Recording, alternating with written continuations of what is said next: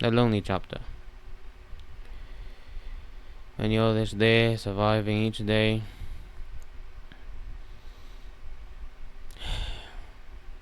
Mentally draining, mentally taxing. You're unwell. You're physically disabled.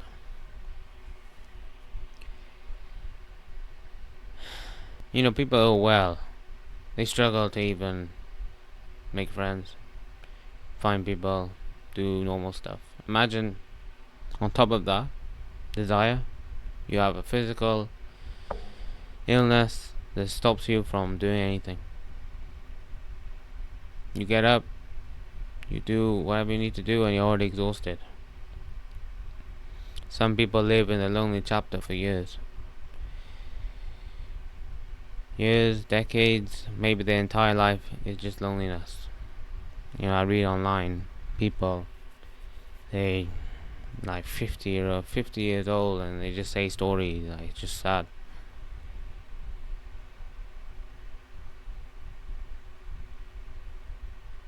I'm currently in one of the most loneliest chapters. Been in it for a long time. On and off, you think? Because you get periods of joy, periods of happiness. You know, some days are good, some days are bad, but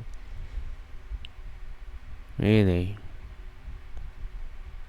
since COVID, it's just been one thing after another for me. It's been the lonely chapter. I could just like label it the lonely chapter. Last 6 years, 5 years and a half. Actually, no, I'd even go further back to 2019.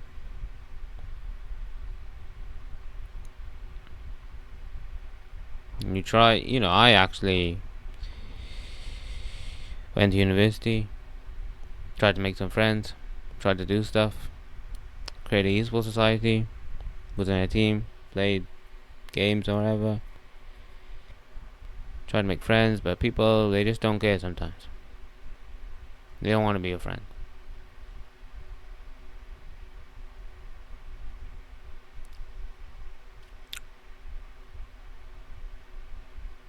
You can try. End of the day, there's just parts that are not even in your control. So what, you're in the lonely chapter? You might be in there right now yourself. In the trenches. I mean, what does loneliness actually feel like every single day? What does it feel like? You wake up, you feel it in your stomach. You feel like a deep burning, deep sensation inside your heart. Longing for people, in a circle, a person, girl, guy, whatever. Longing, that's what it is. How long have you been longing for? For me, I remember, like, I was 11 years old. I used to walk around school in the break and lunchtime because there was no one to talk to. So I would just burn time. Literally, I remember go to school. This is year 7. Go to school in the morning, hang around, wait for 9 o'clock, go to the classroom, sit in the room, talk to no one, wait for the class, go to the 2 classes, break time 20 minutes, walk around. Sometimes I'd even go to the toilet, just to chill in the toilet.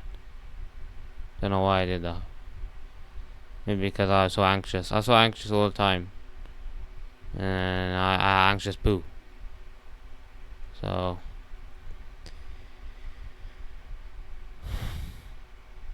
yeah, and they had like shields over the toilets, and they removed those shields, and then the privacy went away. So I kind of stopped going there. But I remember there were people like around the halls and around the toilets even, or in the yard. I tried to speak to some people and it always just be a dead end. Then you do the rest of the day. Lunchtime is even longer, like 40 minutes, 45 minutes. I just do laps around the school. And one day I did meet some people. I actually met some people because there was this guy who was like a racist. I mean, I don't know if he was actually a racist, but he like said racist stuff to me. So then, well, I didn't even have anyone. So this guy just kept on saying racist stuff to me, and I just was talking back to him. And eventually, I don't know how, but I like connected with him. I connected with a racist. That's how I basically had no one. Anyway, I had an Xbox, an online Xbox. I friended this guy, and then his friend, like his other people, I talked to those people then online. And then those people then I like met in school, and then I became kind of friends with those people. I didn't really feel like friends at the beginning, but ups and downs. But even now today, I'm 26, finished school ages ago. You think actually like in school is the easier place to make friends, and I struggled the most.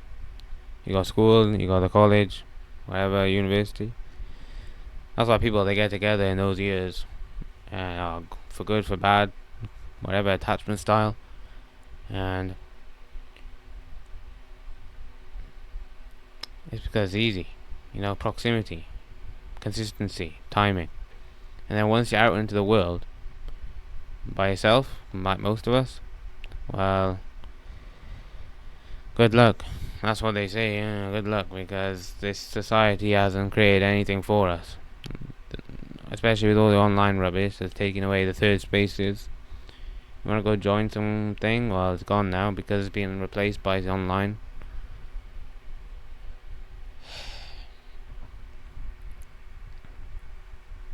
When you've been lonely for so long, when you have had the longing inside you for so long, it's just like a deep, deep pain.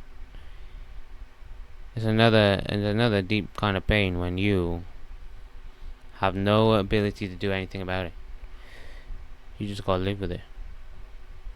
I had my foot operations. I was disabled for 6 months and then another 6 months. I had a testicle operation, disabled for basically 1 year. Gallbladder operation, pain for 6 months plus months. Well, gallbladder removal because I had the cancer inside there. That's just to name a few. All the time racks up. All the recovery time racks up. So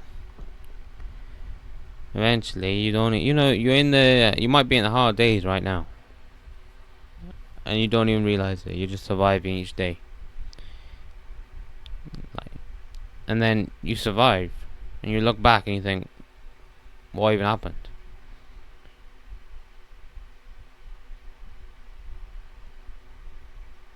You're just surviving. And now you look back and you see the pain, you see the accumulative pain, and you're like, oh. You just take a deep breath. Take a deep breath. Just like, it's real pain, it's real.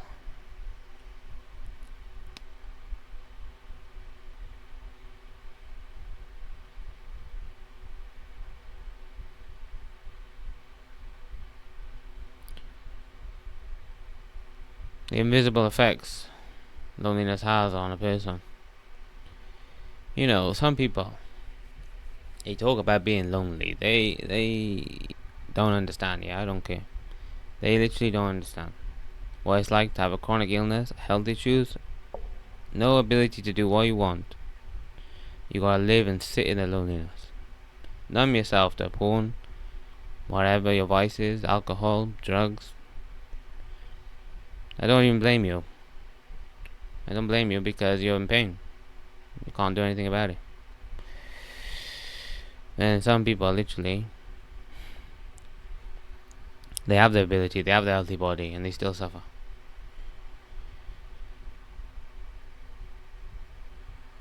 Loneliness is like a compass.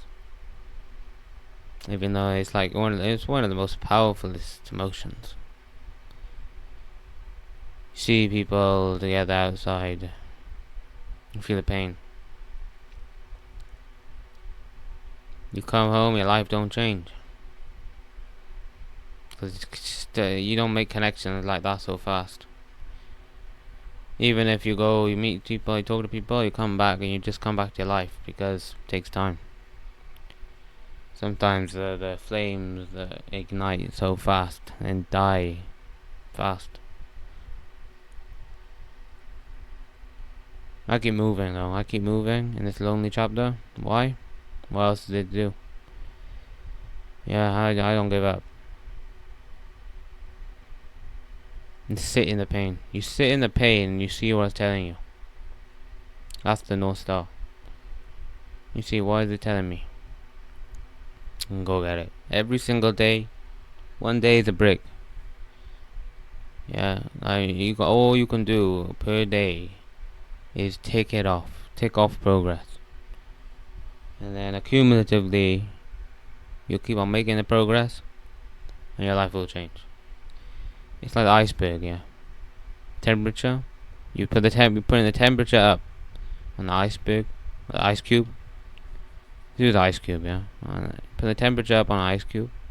It doesn't melt until a certain temperature, and that's everything in life.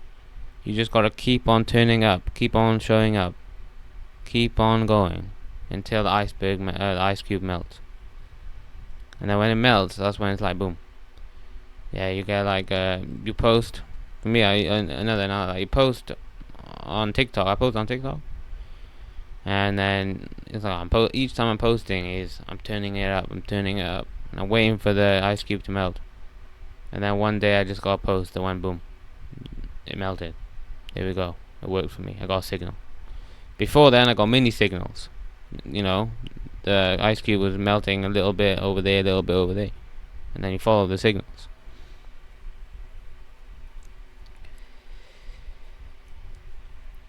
Powerful though, yeah. The feeling of loneliness is so strong. Yeah, it's overpowering. You honestly just let yourself cry sometimes. Let it out. People, I mean, you don't go around telling people, "Oh yeah, I cried the other day." Crying is a great release. Let yourself just cry. Let yourself just let it all out. There were a lot of periods where I just let it all out, and then I was doing okay, and then let out another one yesterday. It's good for you. Don't shame yourself, or because some of us say like have the identity of they're drilled into us, are crying is for like women or babies or children, but as men, why we literally have the mechanism. Yeah, it's a human mechanism for a reason. It's the stories that people are putting in our heads. But no, release is good. Releasing the tears.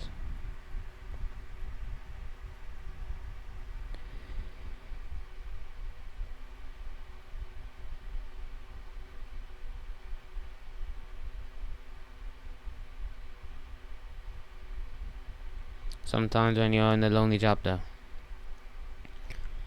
you find you have a strength that you just didn't know you could access. You get up, you get on with your day, do what you need to do, go to sleep, carry on the next day. Becomes heavy right here, heavy. It's heaviness. Heaviness here, heaviness here, heaviness in your stomach. You carry on. That's strength.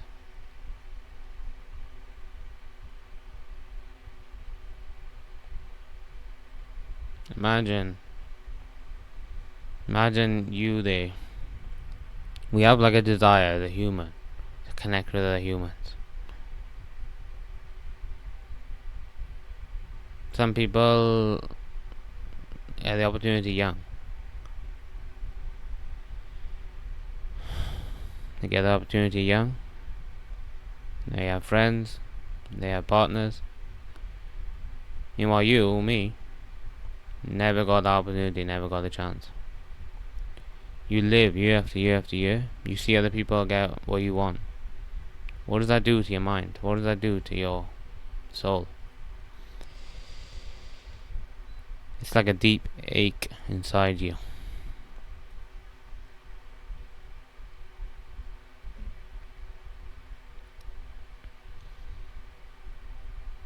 Illness took your chance away.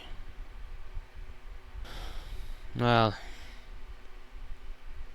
what is the point of this video? The point of this video, awareness. Awareness of the loneliness that the people go through. You might think I'm invalidating healthy people's loneliness. Well, maybe I am, yeah. Because honestly, they will never understand the real pain of loneliness when your body doesn't work. They literally got a working body and they're still struggling. Yeah, give them the illness. Let's see how they go then. Sometimes survival is the only victory on that day for people like us.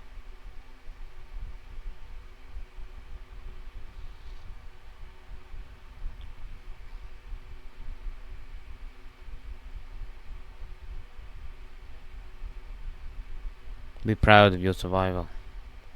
Be proud that you kept on going with all those negative emotions, all that pain, all that hardship. You're still here, you're still going. It's crazy. It's just admirable. You got my respect.